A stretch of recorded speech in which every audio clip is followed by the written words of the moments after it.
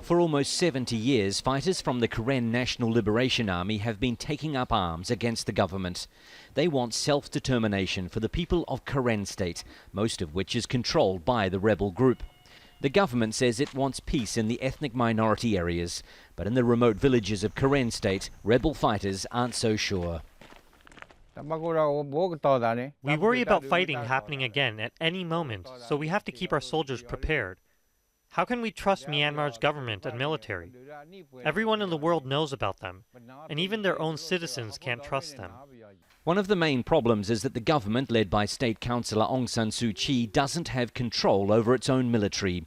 The army ran the country for almost 50 years and is still the most powerful body in Myanmar. The relationship between the civilian government and the military is not good. A source connected to the army has told Al Jazeera that has to be resolved before peace talks with rebels can make progress. So far, the Myanmar government has held 2 peace conferences with rebel groups. There's also a so-called nationwide ceasefire agreement in place. So-called because there are still many groups that haven't signed that deal. Among those that have, these guys, the Karen National Liberation Army. And yet, fighting continues. As this footage shot by a Karen fighter last month shows, the ceasefire agreement isn't holding.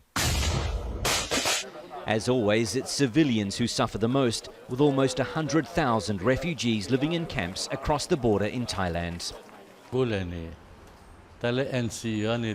want to go home, but we don't dare because the ceasefire agreement hasn't brought peace. We cannot trust the ceasefire agreement. In the meantime, soldiers in rebel areas are holding their ground, like they have for decades. The most experienced fighters never believed the armed struggle would still be going. We have fought against them for so many years, so we know that Myanmar will not give us equality easily. Not only the Karen, but other ethnicities too.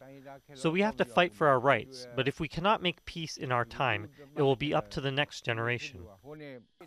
For rebel armies, disbanding permanently seems a long way off, as many in this divided country continue to head in different directions. Wayne Hay, Al Jazeera, Karen State, Myanmar.